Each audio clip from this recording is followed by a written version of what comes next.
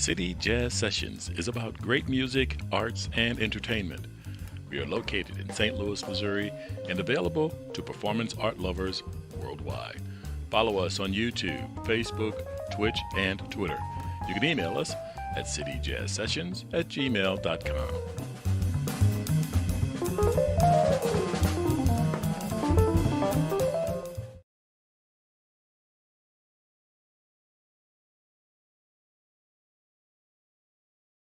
City Jazz Sessions. This evening, we have the pleasure of speaking with Mr. Christopher McBride, saxophonist from Chicago to New York City currently.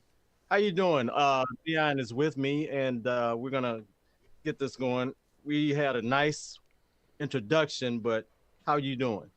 Man, I'm doing well. Also, I gotta say, man, I spent shout out to St. Louis. I spent a year out there, 2010 to 2011. Okay. I was in St. Louis. Yeah. Where did you stay? I was in Berkeley, Okay. in North County. Yeah, Oh, I was teaching for a year at Riverview Gardens, for a year. okay. Hmm. See, now I didn't know until we talked that you taught. You know. What Yeah, were you yeah, teaching? that man. Elementary school. I'll never forget that year because like that taught me a lot about how to teach and making sure that you make an impact immediately. But yeah, those kids were something else, man. Those kids were something else. Oh, I can Be- imagine. be- Beautiful kids, beautiful kids. But it was like Abbott Elementary to the extreme in that joint. Okay. All right. Well, we I will. had a kid with he had a tattoo on his arm in fifth grade. You Mm, know, so yeah, that taught me a lot about discipline that year. But it was beautiful. He was one of my best kids. He was one of my best students. okay. Yeah. Did you teach saxophone or anything else? I was doing like a couple of private lessons with some students, but mostly it was general music. Uh, General music. Okay. I thought in my head I was like, oh yeah, man, I'll teach till 3 o'clock. I'll get out and I'll be able to do gigs and man, yeah, right. I was in that school till 5, 6 every day, making lesson plans, trying to make sure that yeah, elementary school that year. That was a year that taught me a lot about education and how to properly teach I hear you. with So efficiency. now you got how many releases now? Two that I found.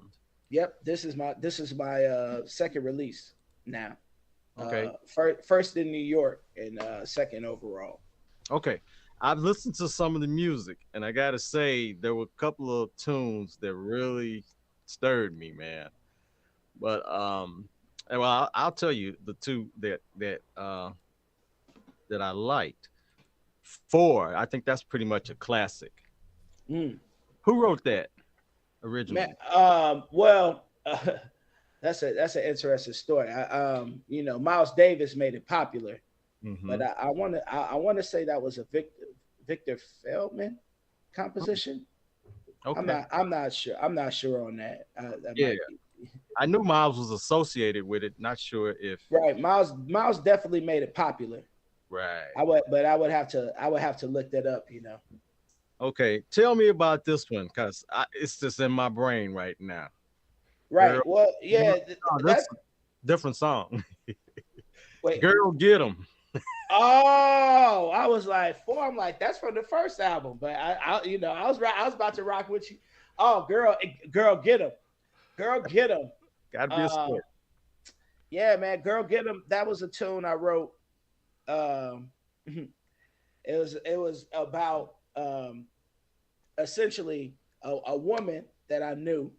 Okay. Uh, she had a way of walking into a room, and Okay. everybody kind of paid attention immediately. Uh huh.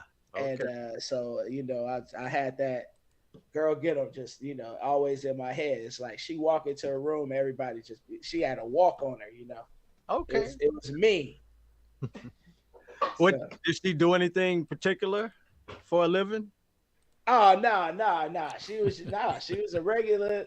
She was a civilian. You know, That's she a was regular girl. she not involved in that life, but she, like I said, man, Well, she I didn't mean it like that. You know, I just said, was she short on the cook? Was she?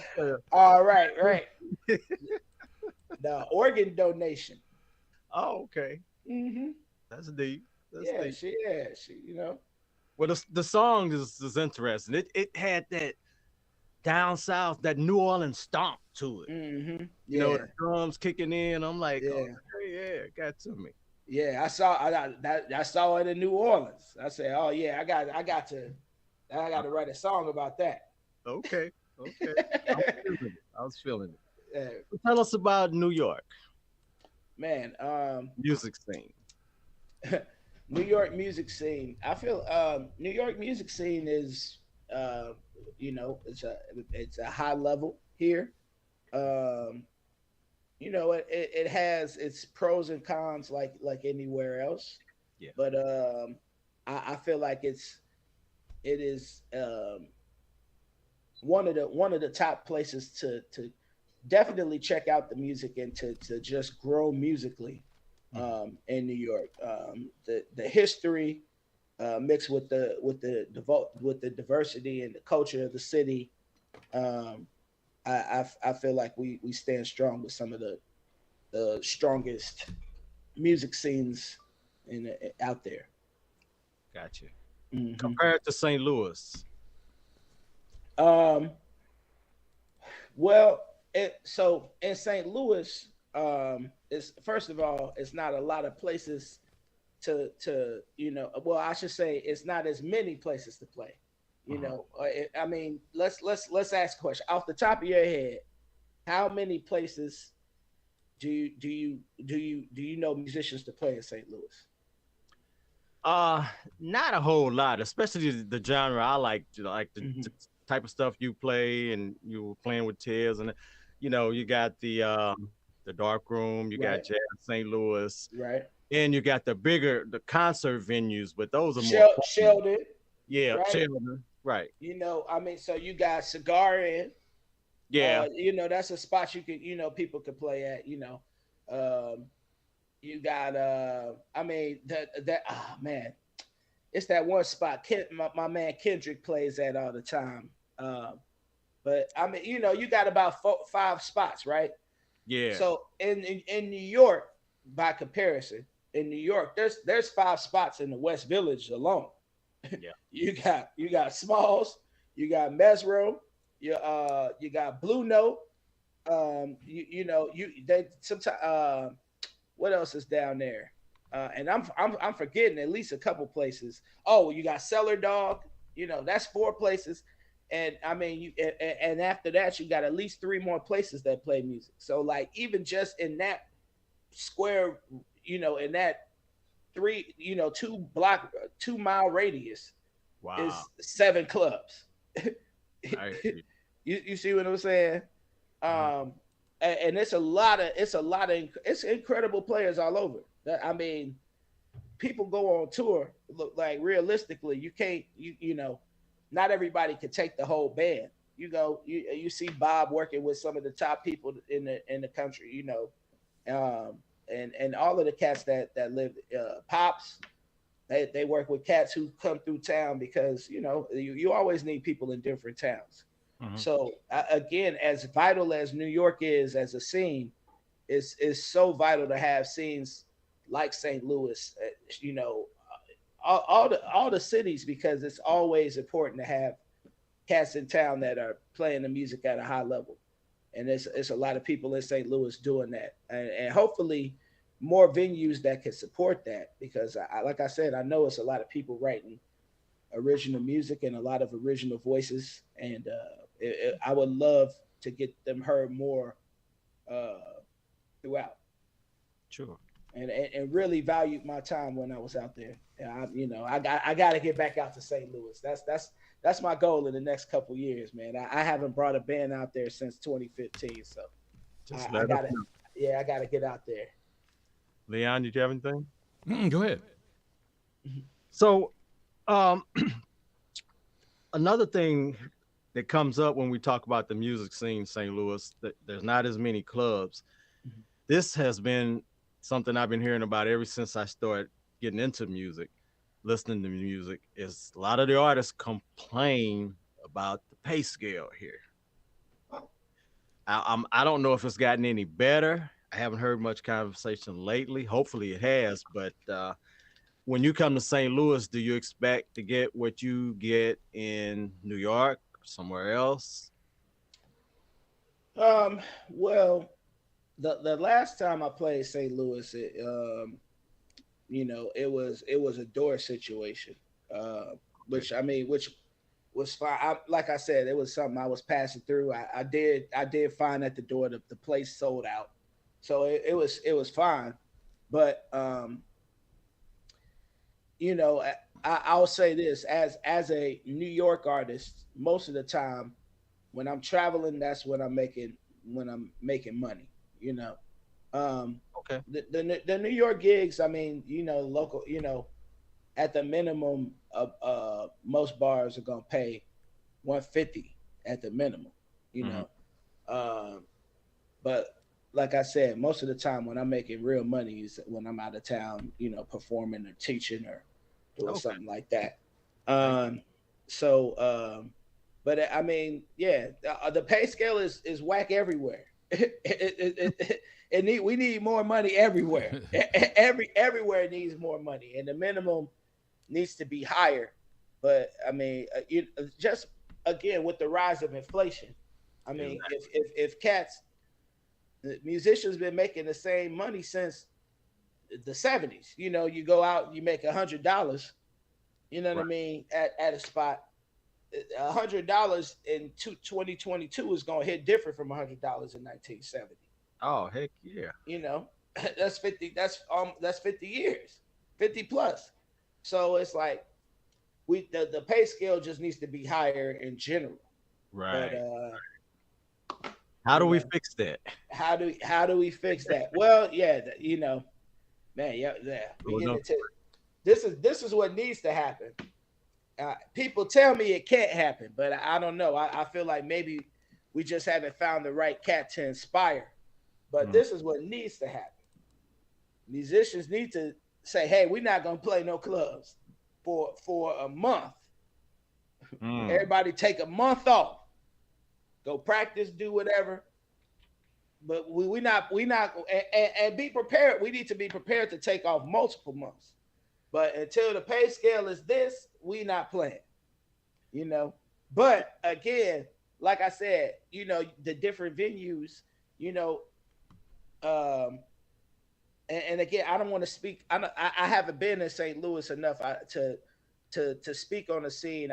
Again, I was grateful for the time there, but I don't want to speak on it too much. So Right. Right. I'll just say this: certain like a jazz at Lincoln Center in New York, those gigs are gonna pay different than a venue Hmm. like a club in the West Village because it's different levels. But I just feel like if you play in a club in the city, if in any city, you know, it should be at least 150 that you leave at your house for. You know, some Hmm. people leave at that house for $50 gigs, $75 gigs. Oh man, yeah. That we Kind of yeah, hard to pay rent on that. that's it's hard. It's you can't make a living on that. you Exactly. can't you can't make a living on that. I mean, if you have a $75 gig, even if you have one every day, it's I mean that's what 300 a week, something like that. Yeah. My mortgage was 380 when I remember when I was living in Berkeley, and I had a roommate. My mortgage was 387. So I'm still, even a week. If I'm making three and I'm playing five, I'm running all around town paying five $75 gigs. It just don't. The Right. money don't add up. Don't add up. I feel you. So No. They back in the day they tried to unionize, I think, but I don't know yeah, if most of the unions now they only good if you on Broadway.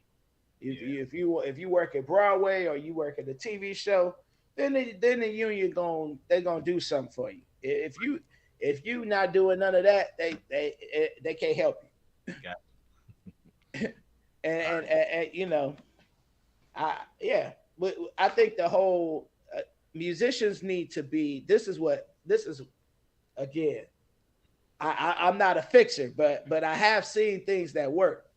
And you know, in France, if you're a musician, no matter what your skill level, if you could qualify, you have enough work to be qualified as a musician, you get paid by the government. The government pays wow. you. You go, you know, you gonna make a couple. I mean, I can't. Again, I don't live in France, so I can't really tell the scale. But I think it's like the government. You per month, you get to keep half of whatever you make in the month. You get to keep half. You give the government something, and then but they pay you like a, you know. So even if you're not working, if you don't have no gigs, every week you're gonna get a check, Oh wow. couple hundred from the government, you know, something like that. You know, where like right now as a musician, we're expected to do so much on top of trying to practice and write the music. We don't got no time to write the music. All we do is create content online. That's all, you know, that's all we have. That's all we got time for most of Right. the time. Or a lot of musicians. And it's getting to the point where I'm like, man, I don't want to play that game. You know what I mean? Not that it's not important or nothing like that, but I want to be creating the music for the people. I don't want to be creating content that is just viewable each day. That I don't feel like that is where my place is needed. But we like I said, we have so much to be responsible for. You know, maintaining our emails, maintaining, you know, the business side of it, you know, planning all the, like, it's a lot of stuff, man. So it's out here doing the musician thing is hard enough. You got to make sure that your team is cool.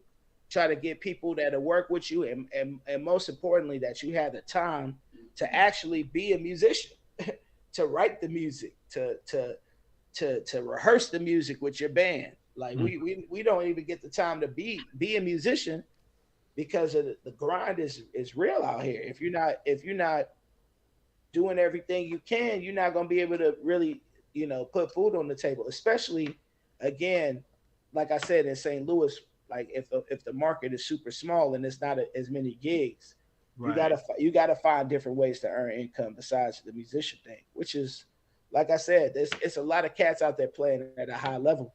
It's just not a lot of work. You Yeah. So, know, you got the, you know, you could do the wedding thing. I know a lot of cats that do that too, and I do that too. Hmm.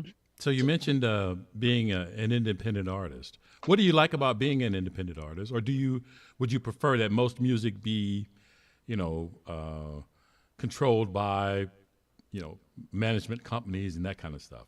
You know, how do you see your place in the market? You know what I'm saying? Um, I understand. I enjoy being able to set my own schedule Hmm. as an independent artist, or being able to, you know, set when I'm working at a high level and when I'm taking my breaks, things of that nature. I enjoy that. Um, yeah, I don't know, man. I don't. What, whenever you talk about music and control, it's, you know, music is not. I don't feel like it's necessarily meant to be controlled. You know, the music, you know, but you do need. I do feel like you need like a certain amount of discipline, and when I say that, it's like, um, you need to be able to set a schedule, have your schedule, and allow yourself room for rest, allow yourself room for breaks, allow yourself room to to just pause and to mentally take a break so that you're not just running yourself into the ground. I feel like, honestly, that's the biggest lesson I learned during COVID, is like to give myself time to have the motivation to be creative sometimes. Yeah. not just road, come home, practice, gig, go back on the road. It's like rest, and recharge, which is different from rest, you know. So But yeah, one of the things, and I'm glad you brought up the COVID thing. Now that things are starting to open up a little bit more, um, first tell us, you know, how you survived through COVID, what that was like for you, and then explain a little bit about how now that things are starting to open up, how that's affecting you also.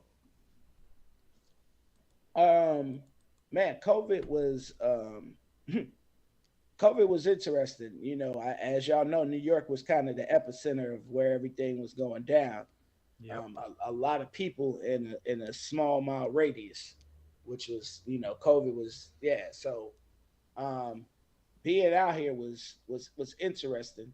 The neighborhood that I was in at the time, I was in Canarsie, which is you know more South Brooklyn and to the east, but like more southeast Brooklyn. Mhm. Um, but everybody, it wasn't like a New York experience as a musician in Harlem was different because Harlem where all the hospitals at, so they was banging pots and pans and all that stuff. They weren't doing all that stuff at Canarsie because all the people was the hospital workers and the people who run the subway and the trains. It's like it's the workers of it's the people who run the city, the garbage people. So people in Canarsie was just going to work. So during the day, most of the time, while most people was at home, I was at home, but everybody else around me, they was all at work. So I was just practicing for the most part.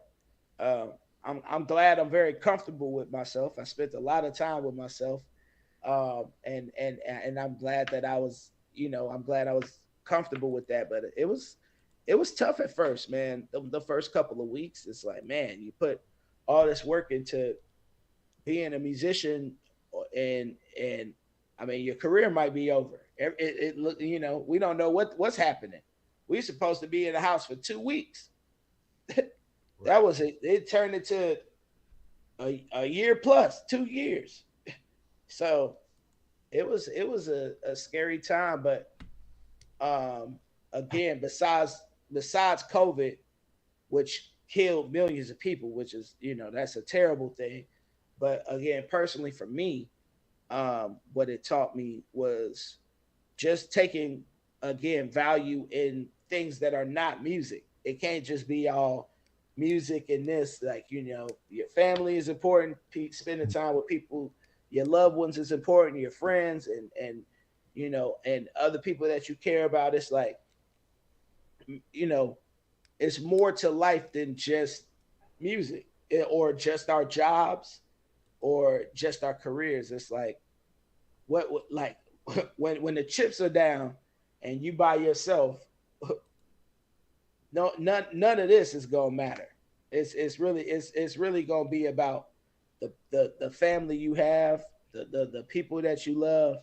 That's who we gonna be talking to. It's not like I'm gonna be if everything was coming to it would end, we wouldn't be doing a podcast right now. It'd be like, man, I'm about to go hang with my lady. I'm about to go hang with Sure. my mom or whoever. Hmm.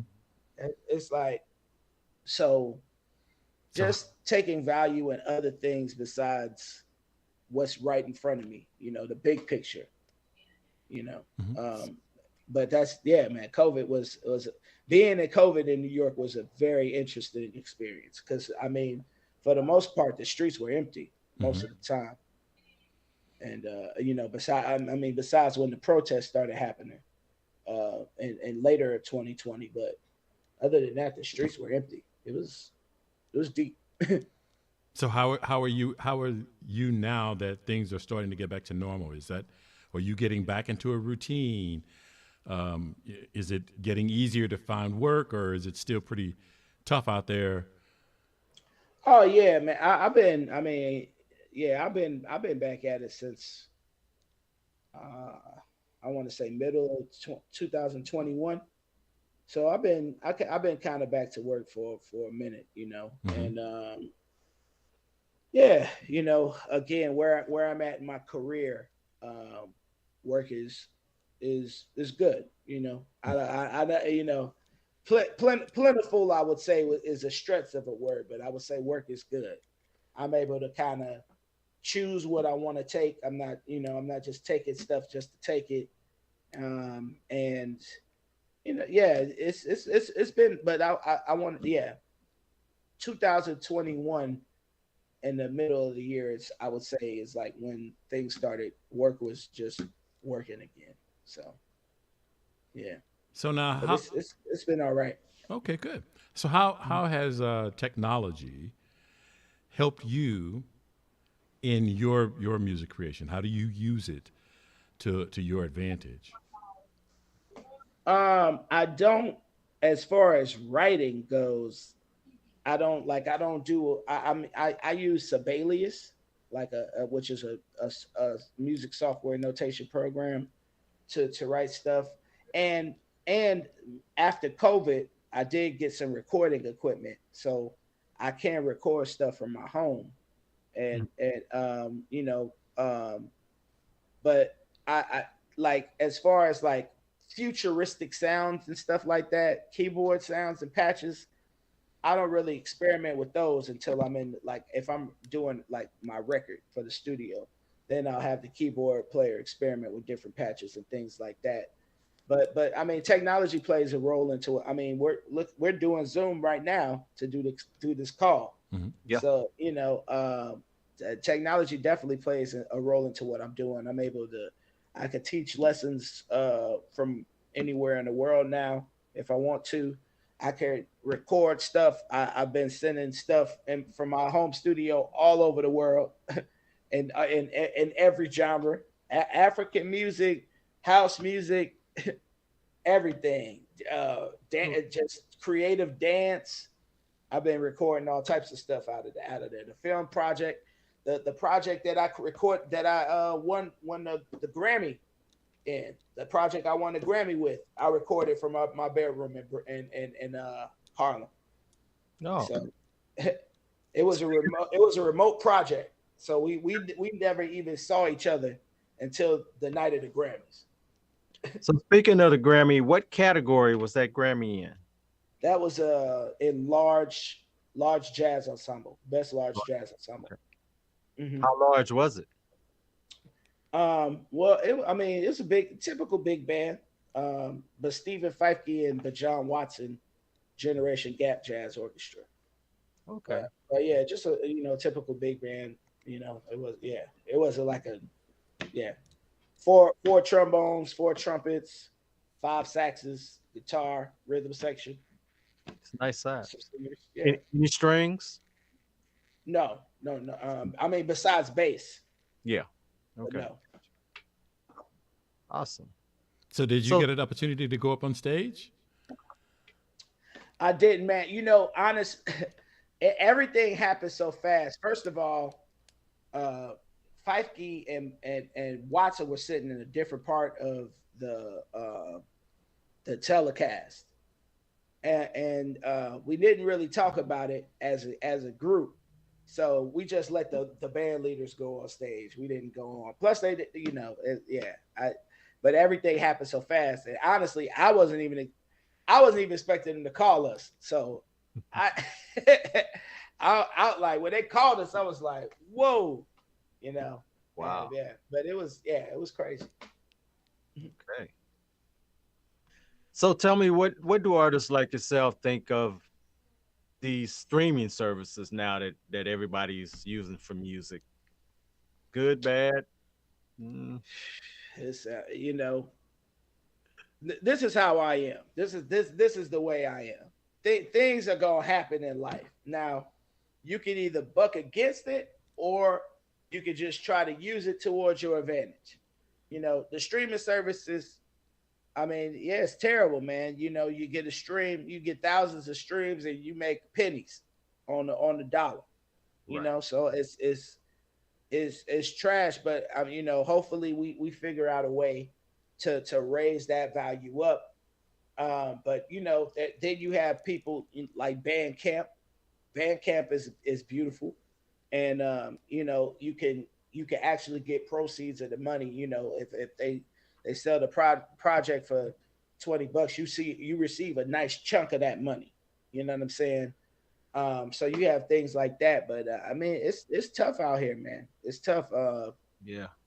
As I mean, like I said, especially places like Spotify, it's like, you get pennies on a dollar for a project you pour yourself into. Um, so you get the exposure, Yeah. but at what cost? It's the cost of your whole project. So yeah, it's tough, but I just try to play along as best as you can. But it's definitely something that needs to change. How it will change, we'll see. I don't know, but I'm sure musicians will figure out something. You know, Yeah. Things evolve. So, what was the biggest venue that you've played in? biggest venue. I don't know. I played Carnegie Hall. Uh, I guess that might be um the biggest venue. I haven't played like the Garden or nothing like that with anybody yet. Um, Which but one yeah, was the nicest one you played in? the nicest venue. I don't know. I've played like in some really nice performing arts centers, like Mhm. just throughout the country. Um, and it's been some. I can't think of any place that stands. Oh wait, no. You know what? The Joyce Theater in New York. Detroit. In New York. Okay. Yeah, yeah.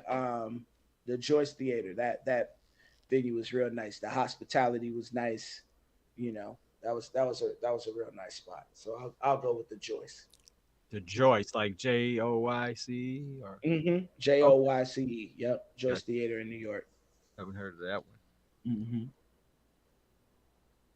All right. So, what's next? What are you working on for the future? You got another project in mind?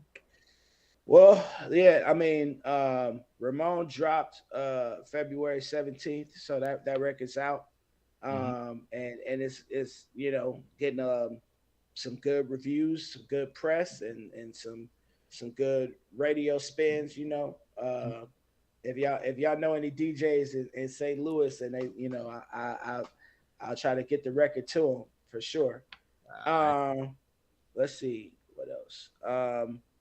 But yeah, I mean, playing with some groups, and I am planning to start recording the third record, but right now, just you know, riding the momentum of this next record, and getting some CD releases together.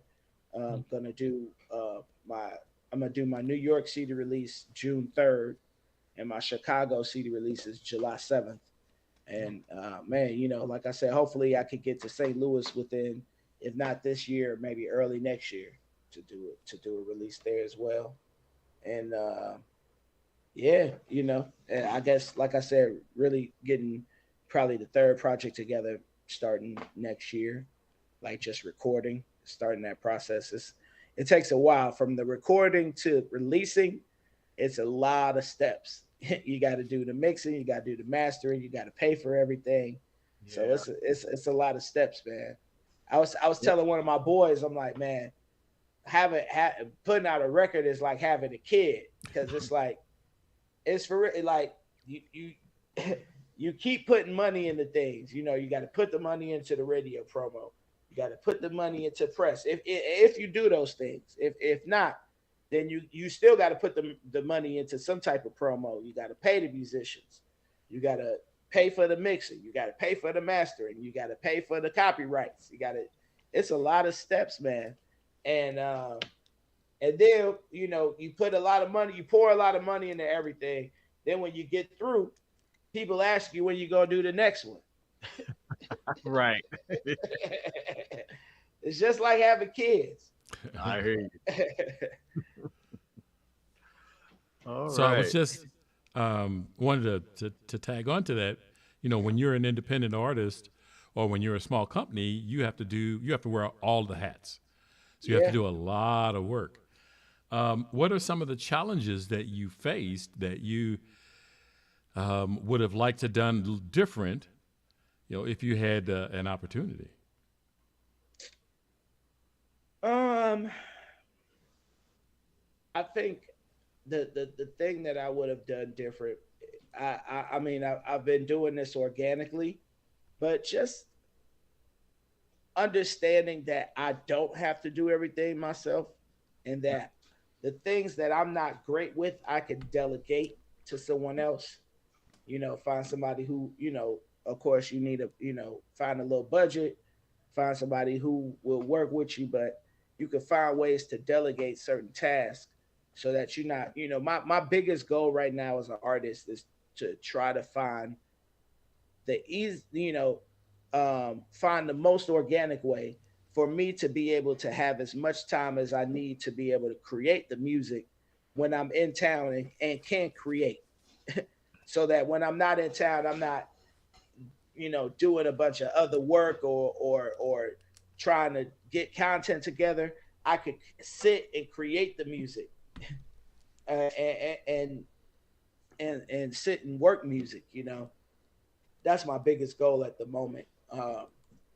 But I would say just figuring out ways to delegate the right task to the right people so that I can focus on being a musician. Did you do a lot of traveling? Have you done a lot of traveling in your career? Yeah. I just got off a 6 week tour.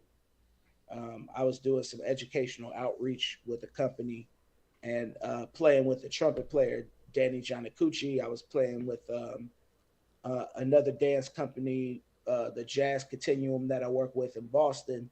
So yeah, I'm blessed. I'm able to travel a lot and do a lot of things. But this year, I would say I'm on the road, like I'm on the road off the road basically the rest of the year. Like I got a week at home and then I'm a week on the road, and that's pretty much the schedule for the rest of the year. Yeah. Wow. Okay.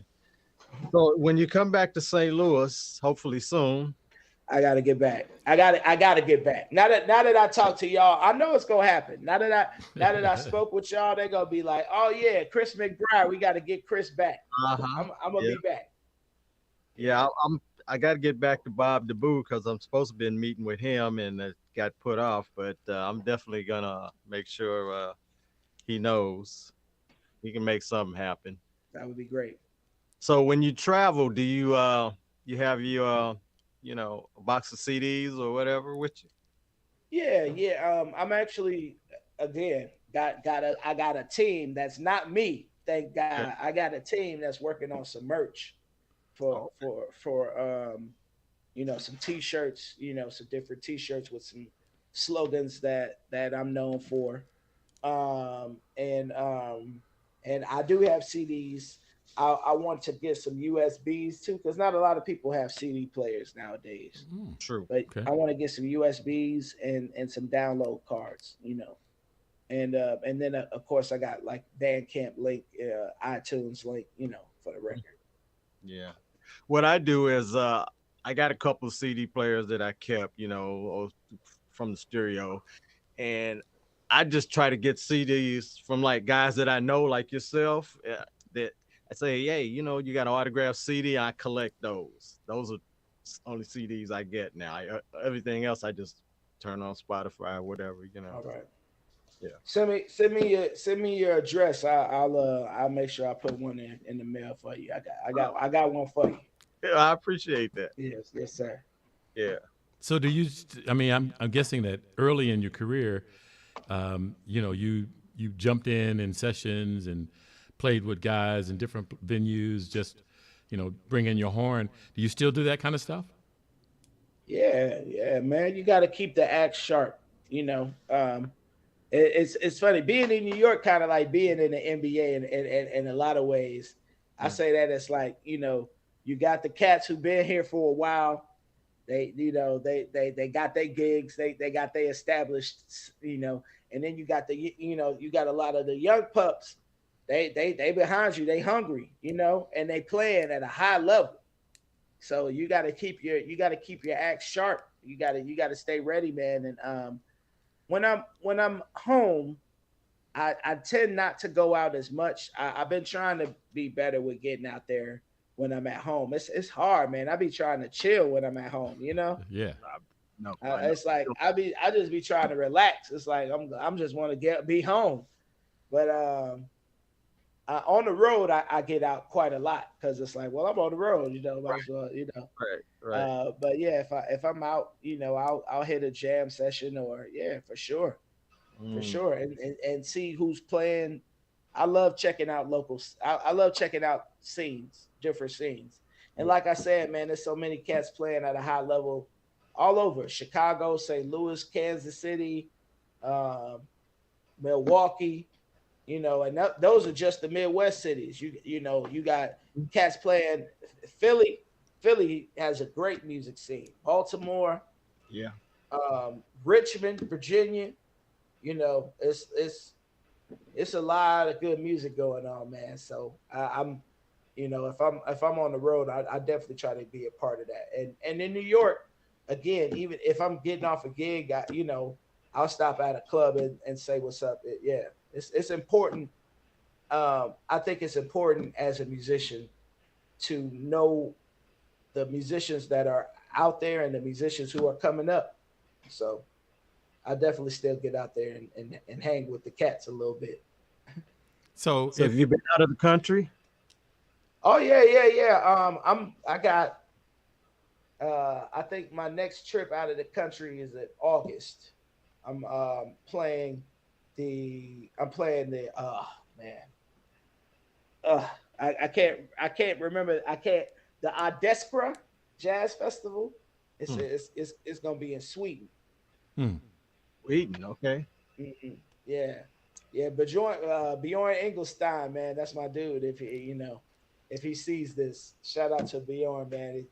Killing trumpet player, but he runs that festival, so I got invited to be oh, awesome. a guest out there. So I'll be in Sweden in August. Now, Great. Great. Great. just out of curiosity, if I mean now you've settled in New York, is there any place else that you really liked that has almost gotten you to pick up roots and move to?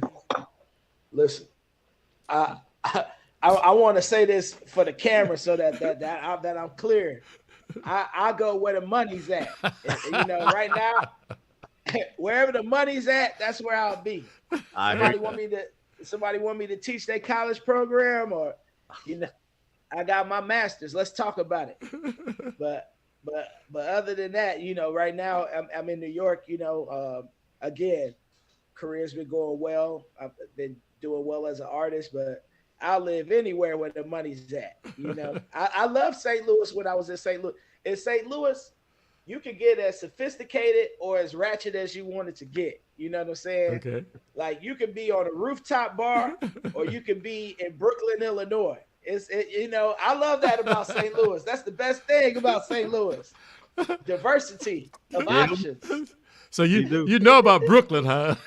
Oh man, shout out to Brooklyn. Shout Okay. out to the east side. Yes, no doubt. Yeah, Nah, I man, think like, Kendrick but, has been playing over there lately. yeah, and like I said, man, I'm just when I remember being out in St. Louis, and I remember, it was about, I mean, Ptah, hmm and I got a chance to get my butt spanked by Willie Aikens every Saturday, man. Oh I man, would go to that session at you jam with Spruce. Willie? Woo! Oh And he man, called Cherokee and E on you, or or man, listen, Willie Aikens gave me a lot of lessons. I never had a private lesson with Willie, but every Saturday he was at Spruce. Every Saturday I could be there, I was there, and checking him out and getting them lessons, man. He's playing at such a high level. Play with Art Blakey. That's history. You know what I mean? You can hear the history in this horn playing. Man, shout out to Willie, man. I was great. I was grateful to be out there and to get them lessons from him. Okay, that was a club back in the day. Yeah, nah, man. That That's right. Sprues was real, man. Me and my man Harvey Lockhart, who's still out in St. Louis. Yeah. Great alto saxophonist. Okay. Yeah, man. That's we used to go up there and get beat up every Saturday. I never heard Harvey play. Yeah, man. He's a bad cat, man, out of Florida. The Florida boys, man, they all could play. It's something in the water out there.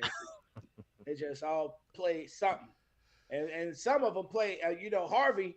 Now he a teacher. He probably played multiple instruments. Mm. So yeah, man, Harvey's a bad cat, man. So speaking of instruments, what's your axe now? What are you playing? I'm playing alto. I'm playing a Yanni Gasawa 991. It's actually getting it's at Spa Day, and I got it in Brooklyn. Getting worked on at the moment. Add it up, huh? Yeah. I mean, just what I've learned is you can save yourself a lot of money if you just every 6 months take your horn, get it looked at. I was on the road 6 weeks. That's a long tour. Putting yeah, and keep your mouth clean. You got to brush your teeth. So you keep your pads clean. But like, yeah, just put. That's a lot of endurance every day. I was playing almost every day, so I just took it to the shop. I get it out on Friday. Right. But yeah, the horn is good. I just I right now mouthpieces. I'm doing a V16. I just got an A7 mouthpiece from the Van Doren shop in Los Angeles. I've heard of them. Yeah. It was the shout out to them. They hooked me up. Okay, man. Every now and then I think about going to pick up my old sax, and I haven't done it lately. It's been a while just to get some stress off. Now what you got? You got an alto? I have an alto. It's a student Yamaha, decent sax. But when I first learned how to play sax, I was pretty young. I was given an old Con silver tone with that G sharp World War II era. It was decent. I mean, they say it wasn't like the Selmers, but I never played the Selmers, so I didn't care. I don't have it anymore though. Okay. I got the student model from a pawn shop, and if I want to blow, it sounds okay. Okay. Yeah. Okay. Yeah, man. Yeah, man. Get that thing out, man. Yeah, Keep playing, man. keep playing, man. I need to get it out. Nah, it's like I said, it's I know how that is. I have a friend, Lucas Pino, man. He said he always, he says sometimes when it's hard for him to practice, he just thinks back to like when he first picked up the horn and how excited he was. Right. Kind of it's just about you just got to get it out the case. It's the hardest thing. Once you get it out the case, you said it.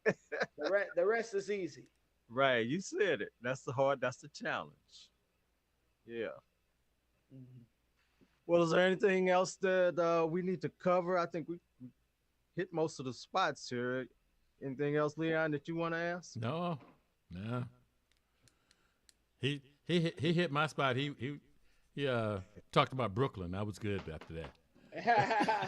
Well, man, it was another spot in St. Louis too. I don't want to give away all my trade secrets. But I want it was called like Bar Salon or something. But I remember it was like a beauty shop and a barber shop, and then it also had a bar in it. Anyway, okay. But they used to have some fun parties there too, man. Now that's a mix of. Was that on the south side? Well, I want to. What neighborhood? I can't remember. I know Rance John used to have some stuff in his shop, but I don't remember if he had a bar or not. Yeah, bar. I remember the name though. Bar Salon was the name. for sure. Okay, that probably wasn't him. Yeah. But Wow. yeah, man, I appreciate y'all having me on. Like, as an artist doing this grind, man, it's so difficult. So I appreciate y'all having me on it, spreading the word about the record. Leon, what's your, you got a track off the record? It's I have to you be said honest. I haven't. So I do a lot of the technical stuff, Mhm. and so Warren set up the interviews, and I didn't take the opportunity to All listen. right. And he kept telling me, man, you're gonna like this hit, you're gonna like that, because him and I have different tastes in jazz, Right. and so he kind of thinks that I don't like his kind of jazz, and what he don't know is that a lot of those pieces I don't like, but there are a few that I do. And so occasionally he'll try to hit me to one that he think I like. And unfortunately, I just didn't have the time this week to get to it first. All right. All So right. I appreciate the transparency. Yeah, yeah, It's all good when you get a chance. Let me know. I would definitely listen. I always at least try to listen because I wish I had listened before and then I could have talked better about your music.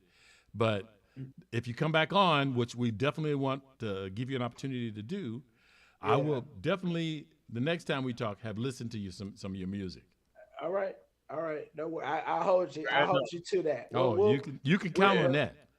Once I release the third kid, once I get this third kid out, we'll come back and That sounds good. That sounds like a win. Yeah. All I right. got New York on the bucket list, so Man, I'm come trying to come figure on how out. to get there. Come on out June 3rd, man. That's the CD release party. Oh, June 3rd, huh? And okay. Duke Ellington Square, Harlem. Wow. Yeah, it's gonna be outside. I want to do something a little different. Yeah, I got Ronnie Barrage that's up there. Like to come visit him too. Maybe we can make Yeah, that would be great, man. I haven't ran into Ronnie yet, but I mean, I know he I know Kendrick plays with him, and Mm-hmm.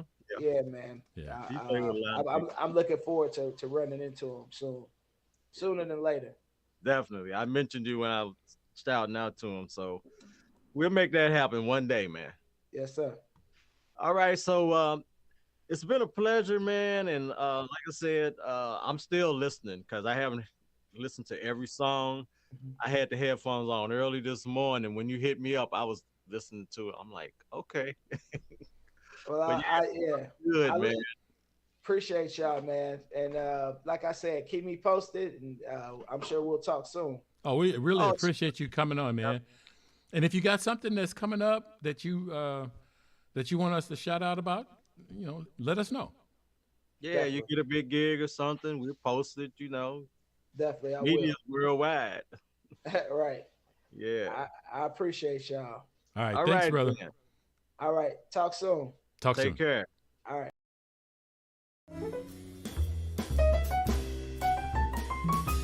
City Jazz Sessions is brought to you by St. Louis City Jazz, a 501c3 company dedicated to music education and appreciation.